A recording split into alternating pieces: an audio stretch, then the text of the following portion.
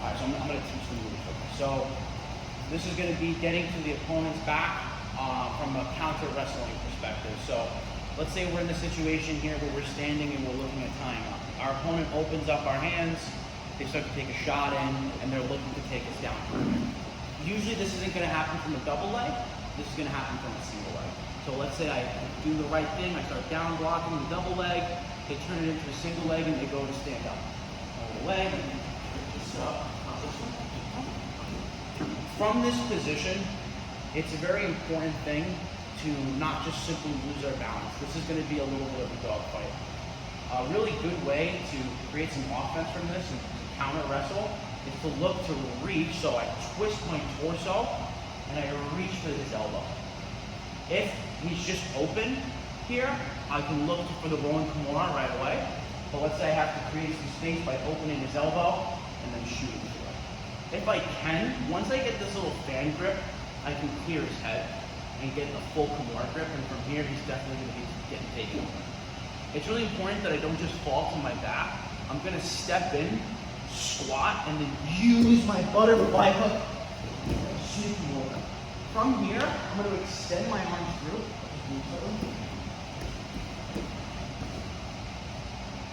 I'm going to extend my arms through so he's not easily able to get out of the position. So this is a T kimura. From here, a very common reaction that the guy's going to do is he's going to go to his knees and look to square up with us. As he does this, he creates a little pocket by his right hip where I'm going to slide my knees to the side. I bring my left foot over and I make a little hook by his thigh. I can now use my knee, my right knee, and my left foot to turn him slightly to free my bottom hook and get the hook. Now I can just bring this over and we're in diagonal back control. Now from here, I'm going to look to get my right foot in this case across so I can go to to foot and keep his back control. Now it's very difficult for him to just simply turn out or attack my feet. If I was just leaving hooks in, he could do that. So I'm going to be across and stomping here.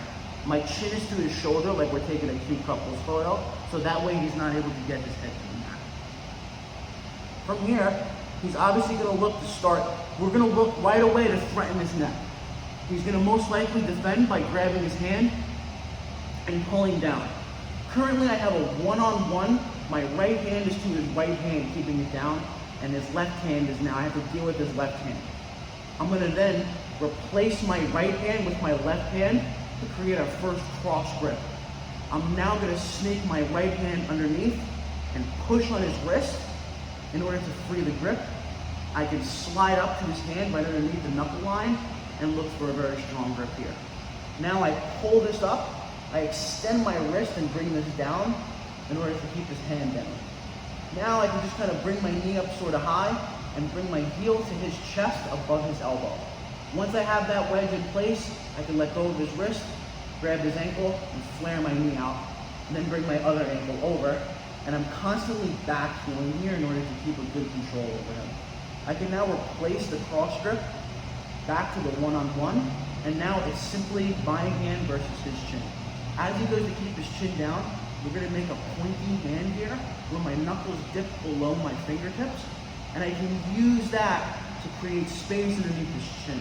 Once I get underneath his chin, I'm going to just flare my wrist like so to catch his chin like I would almost like a heel hook. I'm going to grab the back of his neck. I got it. Let's make sure you say it so I don't forget. Okay. Once, as I'm going through, this is a good idea. So go down. Once I get this through, I want to make sure that my elbow is deep and not just simply shallow by his shoulder. I can make that adjustment at any point. Even if I'm already under his chin, I actually like to sometimes climb my elbow this way. Once I get underneath his chin, I put my chin to my hand. This is really important because if I didn't do that, as I go to let this go for the rear naked choke, he can grab my hand, my other hand, and defend the choke. So we want to make sure that we place a wedge on top of my hand. So now as he goes to do that, my head's in the way. I can now I'm free to let his arm go. I'm going to prop up slightly on my elbow. I don't have to come up all the way. And I'm going to make a fist. And it's going to go right behind his head here.